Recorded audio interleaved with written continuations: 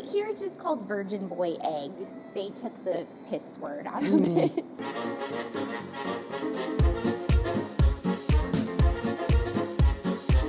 Yeah, so we're going to test it out. Okay. So say something. Hi there, this is Sarah. Very excited to try some delicious Chinese food and talk about culinary adventures together. Excellent. Welcome back to M's Adventures in Storytelling. This time I eat dim sum while chatting with Sarah, who lived in China for a couple of years, and we test out a theory about Chinese restaurants. Enjoy.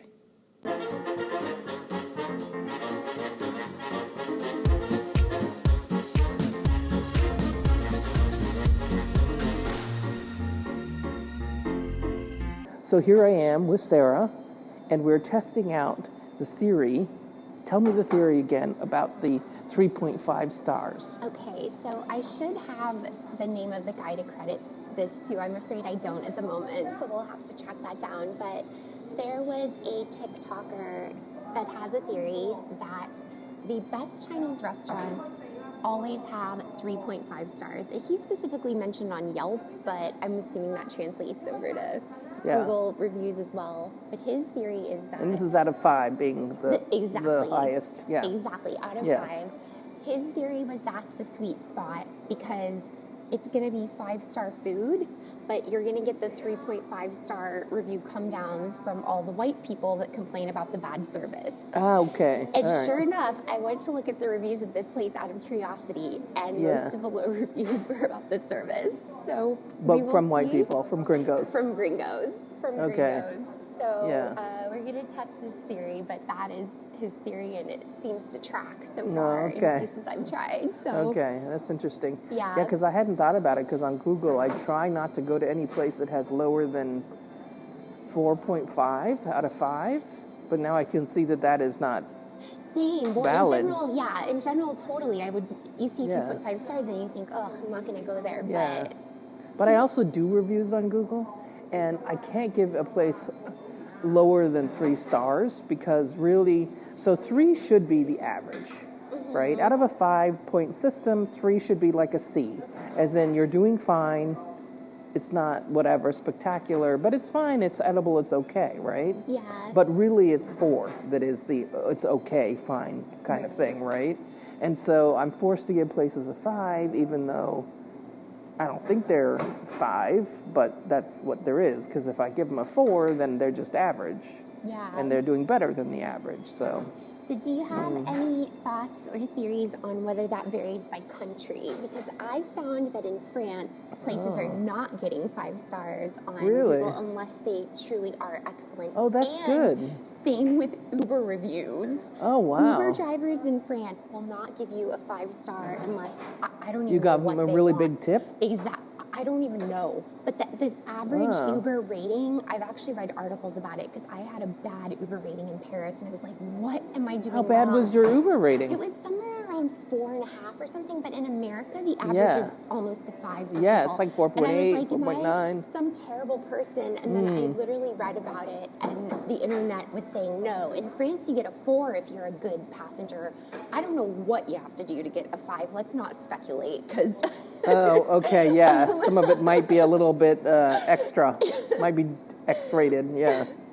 But I found that really fascinating that it seems like the American standard for good, I think we tip and rate higher than they do, and I don't know if you found that. Yeah, definitely. Well. And also because if you don't tip well, then they're going to give you a low rating. Because it's all a tipping system here. Exactly. But now the Uber drivers in France, do you think they get the same system out of it? Do you think they get the same amount out of their rides? I don't think that most people tip over there. I always would tip, at least something. That's sort of like my American coming out. But I think in general, tipping is there's such an anti-tipping culture in France that I don't think most French people were tipping them. So I'm not...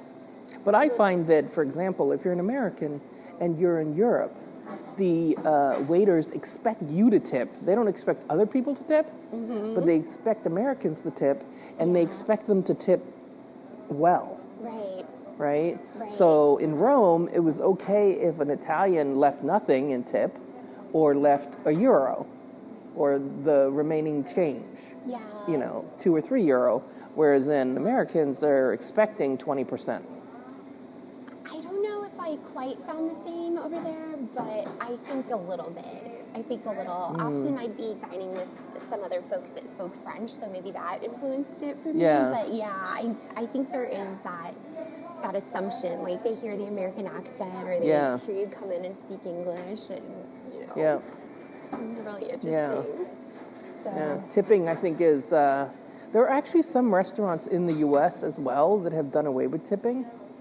Not just So, I mean, most restaurants in the U.S., if you go in with a group larger than 6, they're going to add the tip automatically, Right. which is usually not that high. I mean, it's not 20%, it's usually 18%.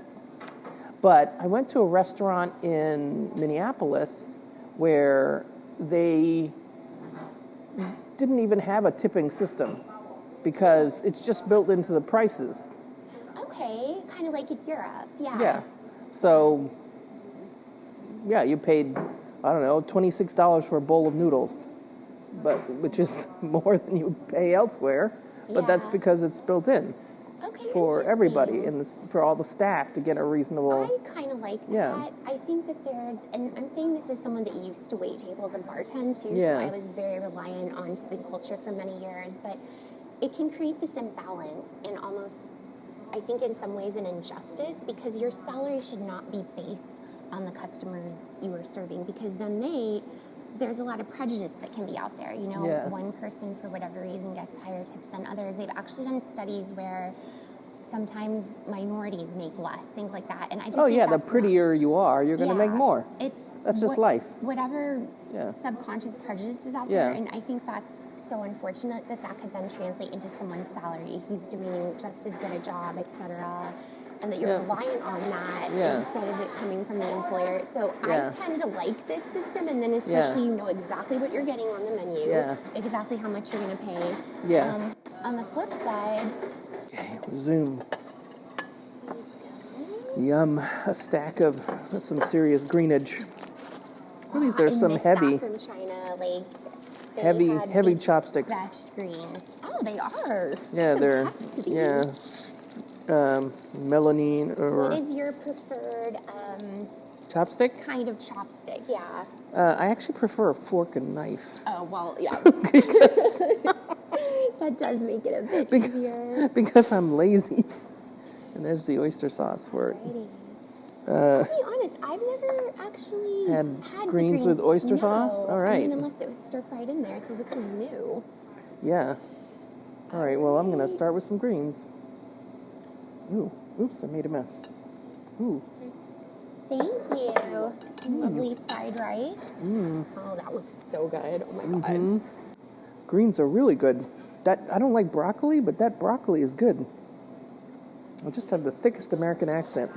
I got it from AF. That is like... Is it the GOT? GOAT? Have you heard this phrase? I don't know, but that is extremely strong. Wow. Wow. I think the GOAT is the gangster original. Greatest of all time, I thought. Oh, is that what it is? Uh-huh. Yeah, see, I don't know. All right. Here we go. Hot rice. Yeah.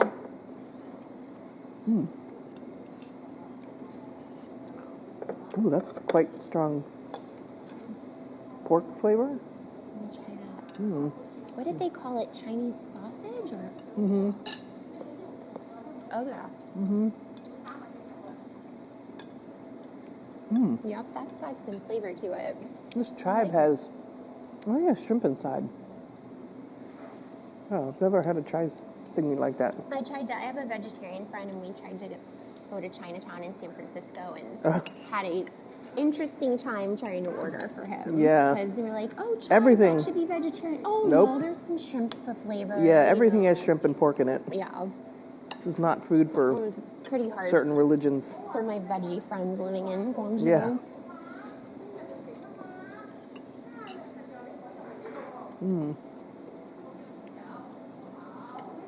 So I'm so sorry, but I forget.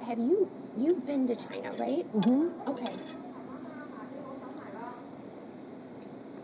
But only for, so hot. Hot. Oh. And then we got hot tea, so it can't even cool down.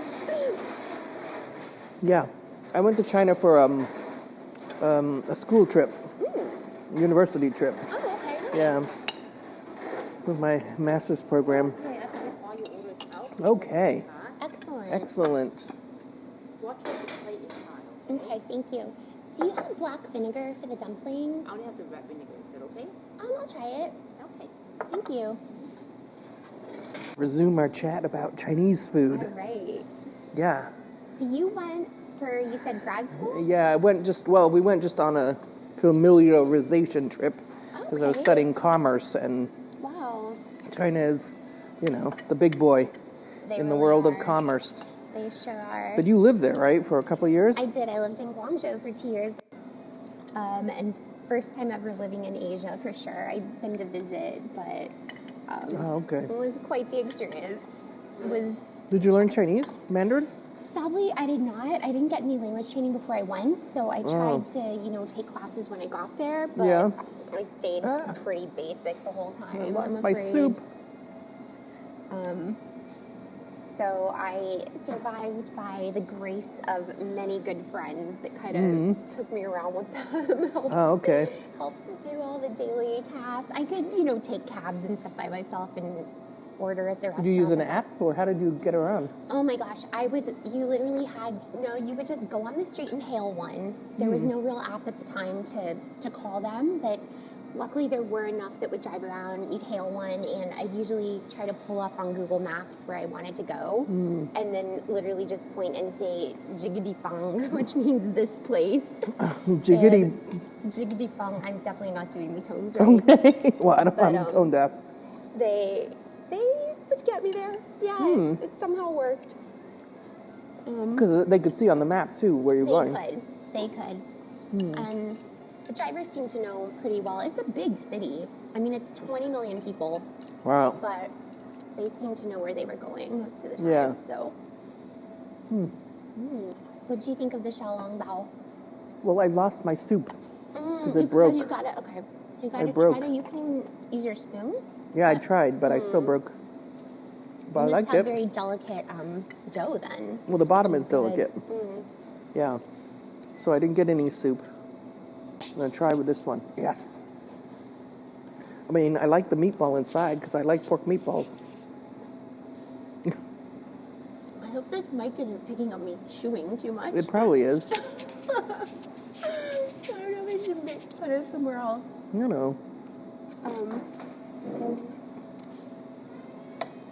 This is very good so far. These are some big dumplings right Yeah. here. Oh my goodness. Oh my god, it really is pink. Yeah. So what they normally serve, at least in China that I saw, was the black vinegar.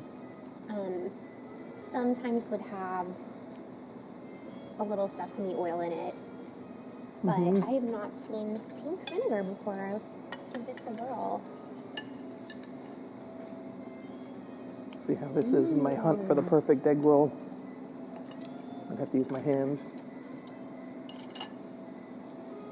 What's hot?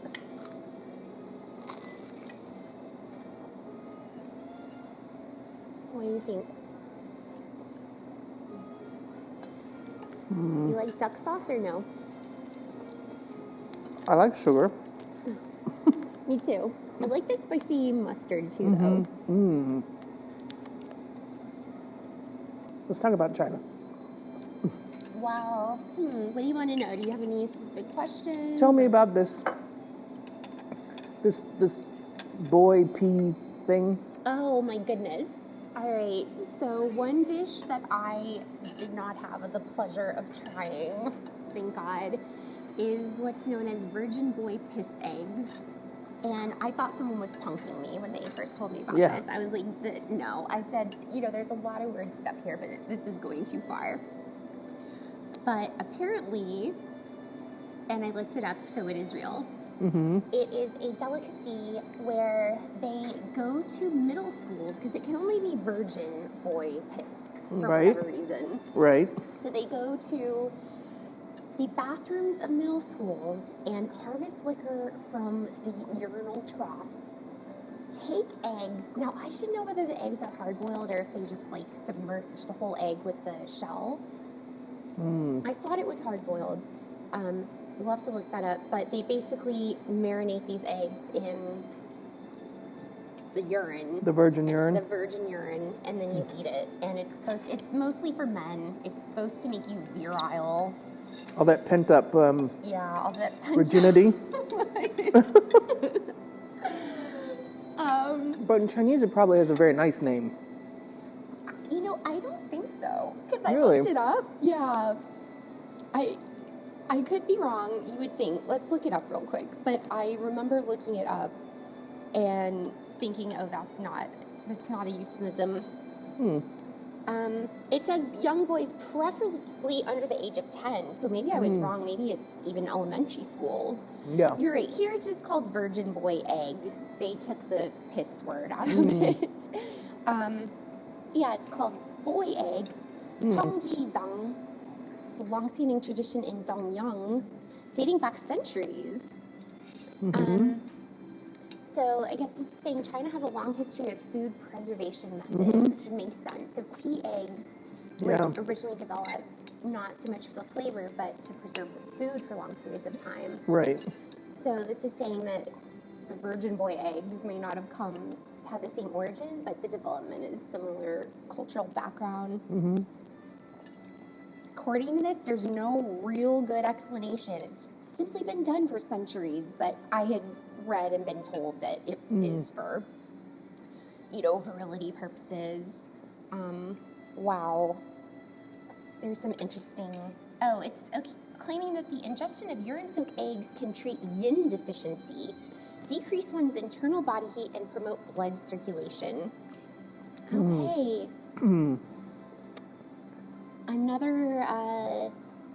Another old wives' tale or belief there is that eggs cured in one's own urine for 7 days and then consumed for a course of 3 months was a cure for chronic asthma. Wow. I think I'd rather use an inhaler. Yeah, because urine has, especially aged urine, that's basically ammonia. Oh, yeah. So people used to use it for a lot of things, including laundry. Oh, that's right. And cleaning, right? Yep. It's got to have some kind of maybe... Because it has ammonia. That's like bleach. Oh, these are good. Well, I'm going to try one of those. Trying the barbecue pork buns right now, but the buns with more of a puff pastry. yeah, they like have. the crust as They look opposed more to like a steamed. samosa. These I saw more in Hong Kong. And some of the steamed bao. These are delicious. Yeah, I absolutely love these. It's kind of like the best of both worlds, that Western kind of flaky pastry crust, combined with the Chinese barbecue pork. And I feel like in the Hong Kong area, you get some of those combinations of sort of Western and Eastern style, which is why I love the egg tarts so much too. I think those came from the Portuguese. It is Portuguese. Yeah. Those are quite amazing in that region too. I'm trying to think what other crazy things I What did you eat there that would seem crazy? Oh my goodness. All right, well, one of the things that is pretty random and is known as sort of a street food or a snack was basically barbecue duck tongue. So just the duck tongues. And they sold them at a little stand in the metro, but it was a chain. So you can find this. It's popular enough to have become a chain. Okay. And all I can describe to you is just mountains of duck tongues. What do they look like? They looked like, oh my goodness, how do I even describe this? They were dark in color. They had sauce on them, but a duck tongue literally, it does not look like any kind of tongue that we would think of like a mammal or a human. It just looked almost like a shriveled, weird gelatinous kind of blob thing. Okay. I'm not describing it well enough. We'll have to Okay. post a picture somewhere.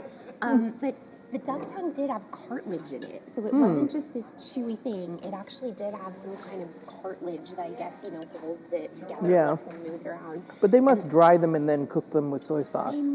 I don't know if it's soy sauce. I don't know what the exact sauce is. It was a little sweet, maybe. The closest consistency I can compare it to would be like a barbecue sauce, but maybe not quite as sweet, but sort of that same viscosity and thickness. Yeah. And yes, we had a, quote, street food party where you were supposed to bring just traditional foods from your own country. So I made funnel cakes for Okay. our local Chinese staff, and they brought the duck tongue as one of the dishes.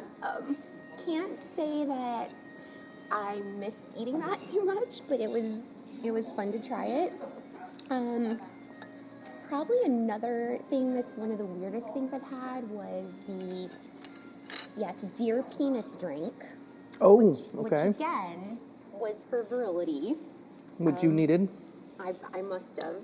I actually went with a group of friends to one of our staff members' hometowns, and she took us around. Their family was so incredibly hospitable. I mean, you walk in and just tables of food that her mother had prepared. It was so kind and absolutely delicious. And at that house, they didn't make anything too crazy for us. Maybe they toned it down for the gringos. But she took us into the town and at one of the small stores. And it really was more, if I remember correctly, it more was sort of like a traditional Chinese medicine store. So you could go in and there were herbs and things like that. But then there were these tinctures. And there were cut off deer members submerged in basically an alcohol drink. I mean, probably similar Raw to alcohol, like Everclear? Probably exactly like that, like grain alcohol. Yeah. And the guys I was with wanted to try it. They said, this is a drink for men. And I said, well, I'll be gender neutral over here. Let me try it. And we all got a little shot of it. And it actually tasted like cinnamon. I think they had thrown some... Oh, they put in a lot of cinnamon. Okay. They put in some flavor. So Yeah. maybe a cinnamon, maybe a little bit of star anise. But Okay. it tasted better than I thought. Yeah, that sounds like medicine. Yeah, it really was. I don't know that I felt particularly more virile afterwards, but, Yeah. So that was probably one of the other weirdest things. I had to draw the line at bugs. I might Okay. need to get a little braver. Because that's the future of protein.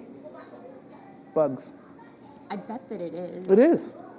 Probably especially like locusts and stuff. Or... Bugs are so easy to produce.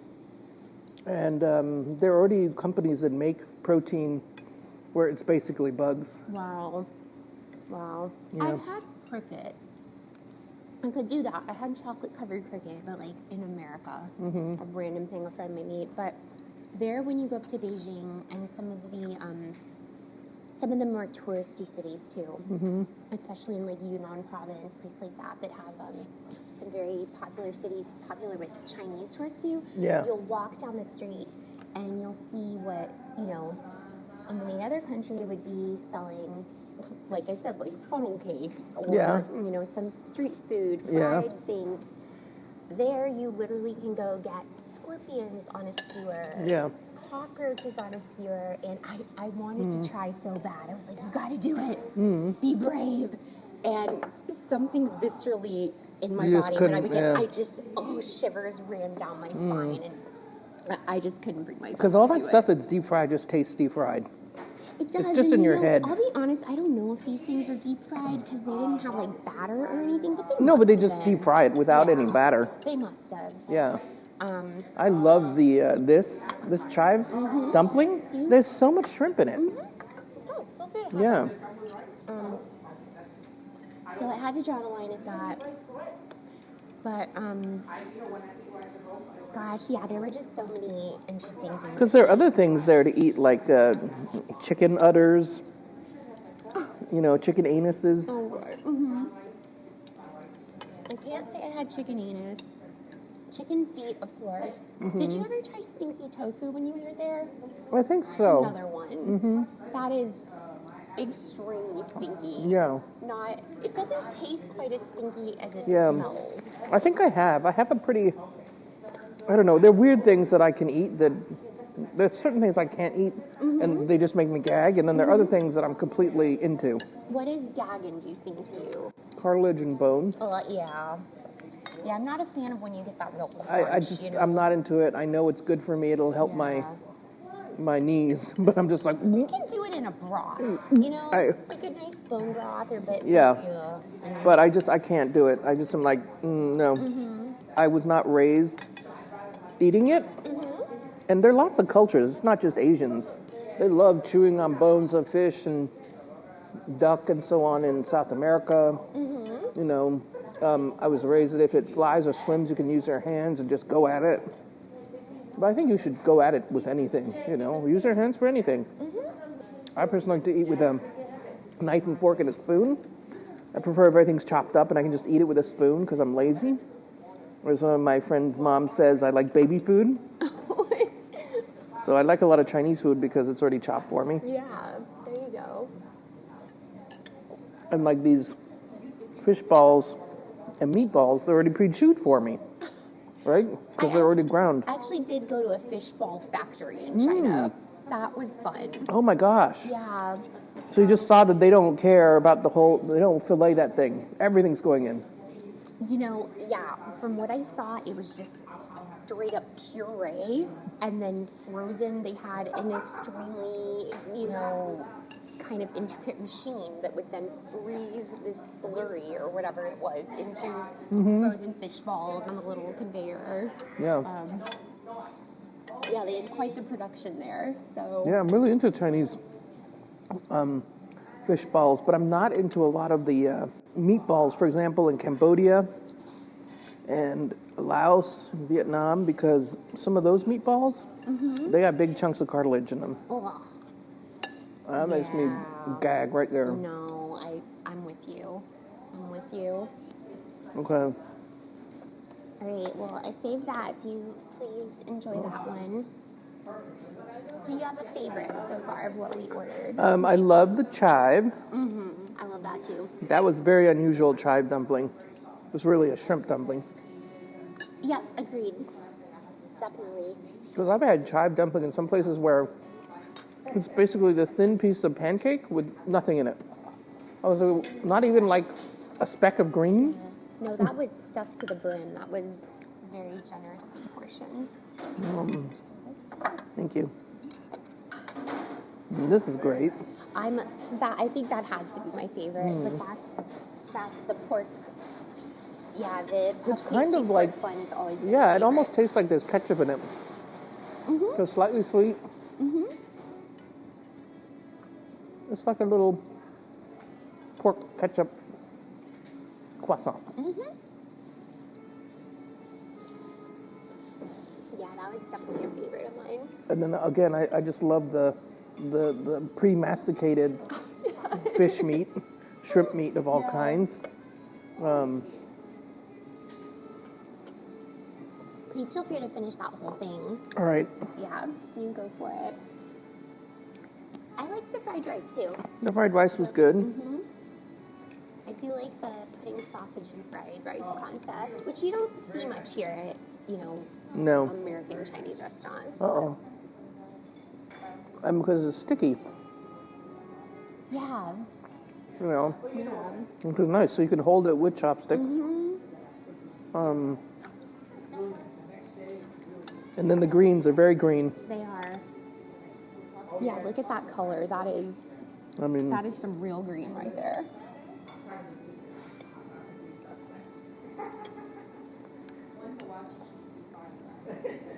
It's interesting how there must be so many varieties of broccoli, because we ordered this Chinese broccoli, but it's more of a leafy green. And then you've got like broccoli rabe, which isn't that quite popular Same in thing. Italy, the rapini or whatever. You know, broccoli's a new vegetable. Really? It's only 150 years old. I didn't know that. So of course America had to make the big kind, of course. Ours seems more related to cauliflower in a way than to the. It's from cauliflower. Because cauliflower is a really old vegetable. Thank you. I mean, cauliflower is thousands of years old. So they're all the cabbage family. Okay, interesting. So the broccoli that we eat in the U.S. is just the flowering head. And most Americans don't eat this part, the stem. Right. It's actually quite good, at least. Well, it's the vegetable. Yeah. No. It's like in Italy, they eat the stem of the artichoke, which you never get here. That's different than the artichoke heart. You're talking Yeah. about an actual stem. Yeah, I've never Like this. I've never seen that. So I would go to the market in Italy, and I would have to break it or cut it or hold it weird, like a big bunch of flowers.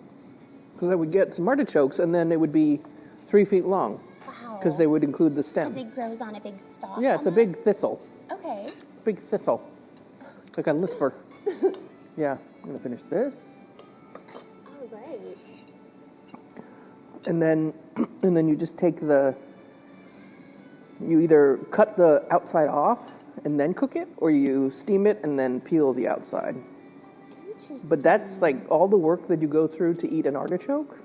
You don't have to, because it's all that deliciousness is inside the stem. Yeah, okay, I didn't know that. And the other thing is, the artichokes, there are many different kinds. And the one that has dominance in the U.S. and has grown from that one family in California probably started out about 150 years ago, 130 years ago, as a little bit involvement with the mafia. What? Because, and this is why artichokes in the U.S. have those terrible little thistles in the inside. Oh, I don't know if I'm familiar with that. So when you break into an artichoke, if you're, like a fresh one. you're eating your way, you're scraping the flesh off Right. with your teeth, dipping it in butter, Right. and then you get down to the inside, and there are these terrible hairs. If you ever get one of those in your throat, Oh. it's awful. They're like Almost barbs, Like a nettle, kind of, yeah. because it is a thistle. Right. But there are lots of artichokes that don't have those. But because of their dominance of the market 120 years ago, Wow. we can't get the other kind. I feel lucky now that I haven't experienced that. I've either had it very well prepared or just, I don't know, not gotten down to that part of it. So yeah, I mean, now in the stores here, you can buy the little tiny kind, where you can eat the whole thing. Yeah. But That's so interesting. yeah, though. so, but because of that mafia family that dominated the artichoke scene, They beat us into having the yeah, we were prickly forced to art. have Oh one my kind. goodness. That is wild. Well, also in general in the U.S., the demand for cheap food Yeah. means that we all eat one kind of banana, the Cavendish. And so until I want to look at some dessert. Do you have any pandan or...